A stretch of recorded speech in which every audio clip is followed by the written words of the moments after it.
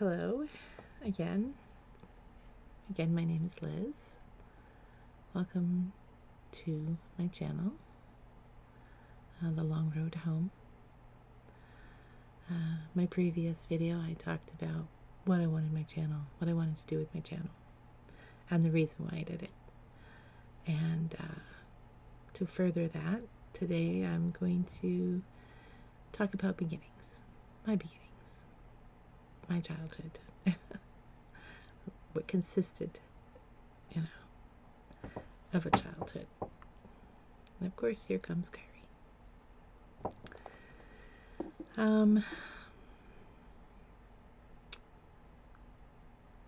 It's always difficult to talk about personal things for me because, well, they're personal. So, I never quite really liked to share. Mostly because in the past I've learned that honestly people don't want to know. They don't want to. When somebody asks you, "How are you?" they don't really want to know how you are. It's just a greeting. "Hey, how are you?" "Hey, how's it going?" The last thing they expect for you to say is, "Oh, wow, my day has been total shit." Want to hear about it? No, they don't. They don't want to hear about it. And that's not to speak less of other people. It's just we don't know how to handle the feelings or emotions. We just don't. We like that pretense of everything's okay because it makes life simpler. We don't have to deal with all those messy emotions, all those messy hurts and woundings. So we just push them down inside and boom, they're gone. But they're not gone. They fester. Now, I'm not saying we should all go out and start, dumping on everybody, because that's really not what people want. People work hard to have a sense of peace. Whether or not it's real or not, who knows? But anyway, that's why we don't talk about our feelings. We don't talk about those things that have hurt us. But I'm going to, because it needs to be said. If nothing else, it's kind of like there's somebody that needs to hear this. To have that hope. To know that you're going to make it no matter what. Alright. One of the beginning points that I had in my life was my mother. Don't we all have mother issues? Well, some of us maybe, but I was really unwanted. I was that surprise, you're pregnant kind of moment, and my mother was very unhappy about it. Well, she was just generally unhappy. She had some mental health issues, and she struggled with those. She really did. And unfortunately, she passed her struggles, her anger, her own frustrations, I guess, her own inability to deal with life onto her children. None of us were spared.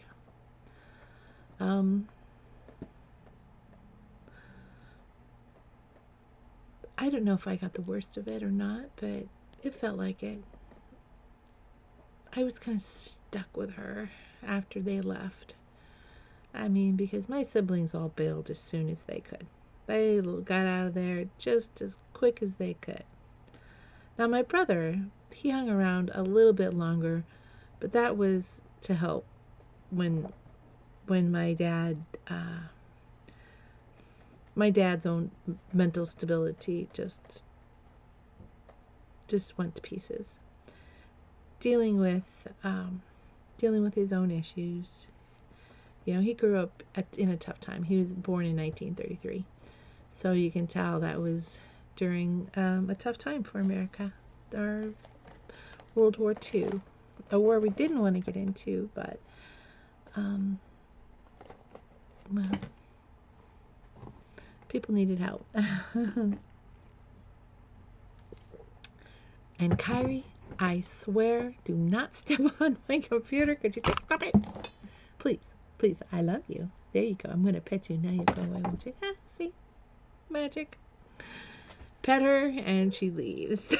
Which doesn't make any sense, because she's here right now, tramping over everything, driving me crazy. Okay, back on point here. So, he was born in a tough time too. He was in the Korean War. He got sent home with his to accompany his best friend, who was shot in the face with a wooden bullet. And if you're wondering, well, where the hell is a wooden bullet? A lot of times, during that time in Korean War and stuff, you know, they didn't have, they used whatever they could for ammunition. So, you know, they would take wood and use them as projectiles. And they were devastating. My dad had to see his best friend, his whole world right then, his buddy, take it to the face. I can't imagine. I just can't imagine. So he accompanied him home because he had a nervous breakdown. Or as many, you know, many say that when they come home, what did they say in the Civil War? It was to have a soldier's heart. We recognize it today as PTSD. He had it severely. They had to take him home to his mother. And his mother, you know, that man's mother, that was her only son. It was her only child. And he had to go home with his friend's body to bury him, to tell her the news, to be there for her when he emotionally couldn't even be there for himself. That was kind of a wound that never healed. He carried that with him for life. The price of war. I have to take a breath, sorry. It's difficult to talk about this without... See, I'm an empath. So as you can imagine, I get bombarded all the time with people's emotions, people's feelings. I can feel their tensions. And when I speak about these things, all that emotion just piles in on me, like having a piano dropped on you. It's kind of how it feels like sometimes. So, yeah.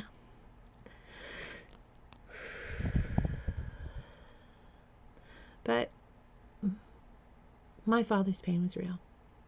And he brought that into a relationship with a mentally unstable woman. Back to my mother. Now, my mother, she was born in 1934, and it was a hard time for her. My grandfather was not a good man. He didn't treat his family right. He was a womanizer, a drinker, and married my grandmother, I think, when she was 14. So, and he was like 28. You know, talking about robbing the cradle there.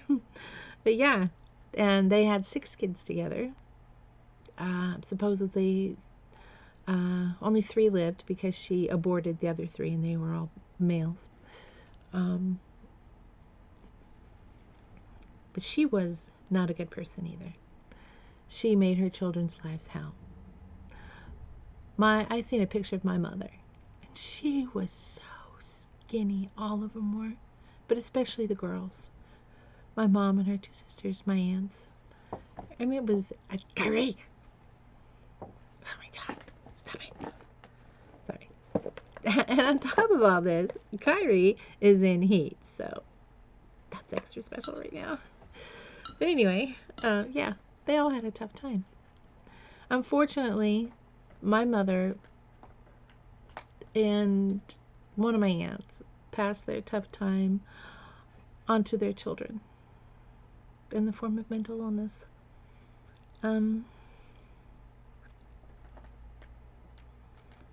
Sorry, this is difficult to talk about. And yes, I chew my lips when when I'm a little stressed. But yes, they pass that on to their children. I just want you to know the history here, so that you can. I don't want you to think, oh God, what an awful woman. She's evil. Let's hate on her mom. No, no. I don't hate my mother. I don't hate my father. I just don't hate. Okay, well, no, there's certain things I really hate. Like politics. Holy crap. We won't go there, okay? We're just not going to go there. But I don't hate my mother, you know. She ended up having to be institutionalized because she couldn't handle the stress of raising kids. Her first marriage failed. He was not loyal to her, or he wasn't faithful to her. He wasn't on her side. And according to my mother and my aunt, her mother-in-law was pretty much against her. She didn't like her. So her mother-in-law didn't help. Just what you need, meddling in-laws. Been there, done that. So she ended up having to be institutionalized because she just, this was during the marriage to my father, not to her first husband. She never stopped being in love with, never. She had a son out of this. My eldest brother. So there was that division between us, it was us and him, according to my siblings. And, I've never spoke to my eldest brother about it because it's always been a sore subject in our family. The only person who ever really opened up to me about it was my brother's, was my full sibling. Almost said his name. I don't want to do that. No outing here. But anyway, my full brother. And he had a rough too, supposedly. I don't know. I don't know what happened because, I was very young and I'm the youngest. I'm the baby of the family. So, yeah. During that time, it was difficult. My mother started drinking around, I think I was 4 or 5 when she started to drink. Yeah, I was a kid, my memory isn't that great. And she also, to calm her nerves, okay, whatever, you know how that is. I'm sorry, that's my cat. That's Kyrie. She's a pain in the ass. But to calm her nerves, she was taking Valium too, every time I say that, I think of that song. She goes running for the shelter of her mother's little helper. By the Rolling Stones. And she went running all right. She ran until she hit a wall. That was alcohol.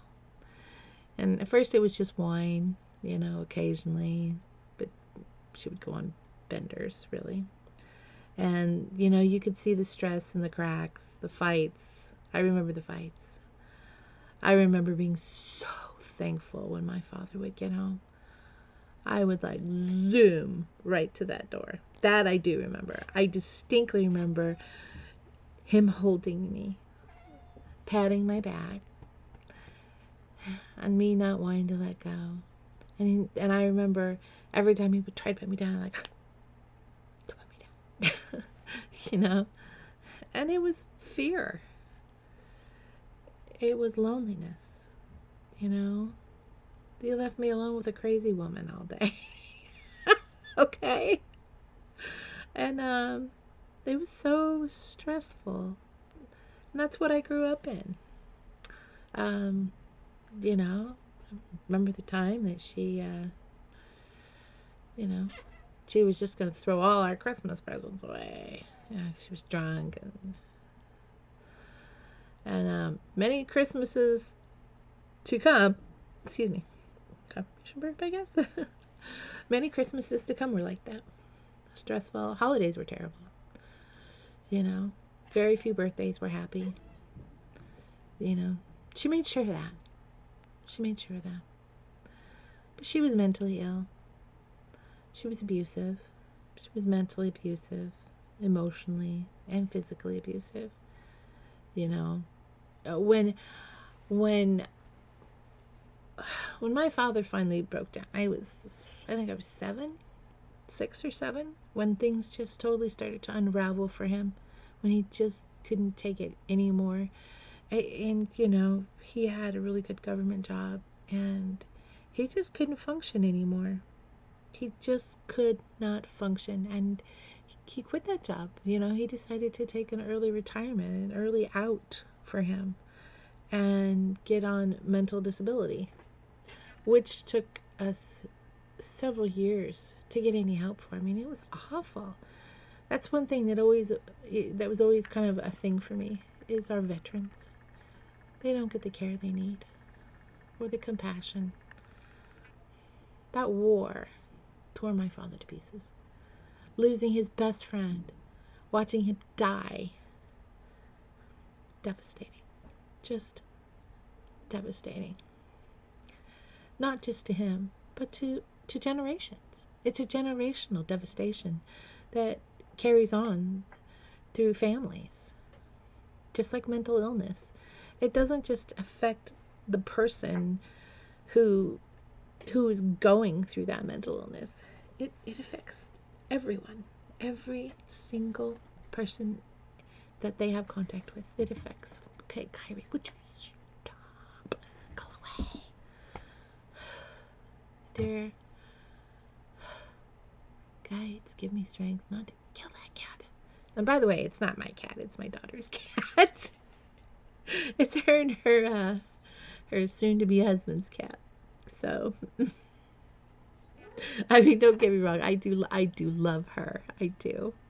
And she can be extremely cute and adorable. But right now, because she's in heat and she's climbing on everything, you know, it's making me a little stir crazy. Okay. Anyway, it's getting kind of long. I'm going to wrap it up here. I don't want this to be too long. But it's important to talk about this. Okay. My mother is where it all began. Sadly.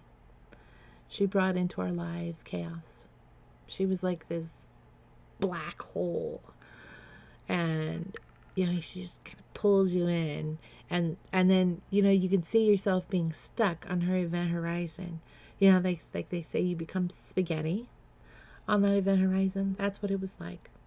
It was like being spaghettified. Slowly being pulled apart and pulled apart and pulled apart. Again and again and again. All the way down to your very, very atoms. You know, you weren't just a string of matter. You were just atom by atom by atom. Okay. This is the first video. I'll try to continue again.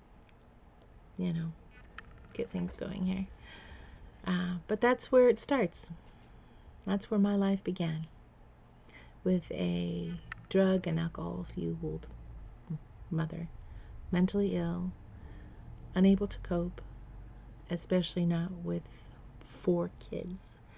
you know. And then my husband, my dad, Kyrie, my dad also being, you know, mentally ill. They were both mentally ill. How is that? You know? How is that two mentally ill people just kind of found themselves? Fate? Possibly. We did choose to be here. We did choose this life, believe it or not. And I know it's crazy sounding, but you chose to be here at this time, living this life. For whatever reason, we chose to be here. Peace, love, and blessings to everyone. And I will see you in the next video.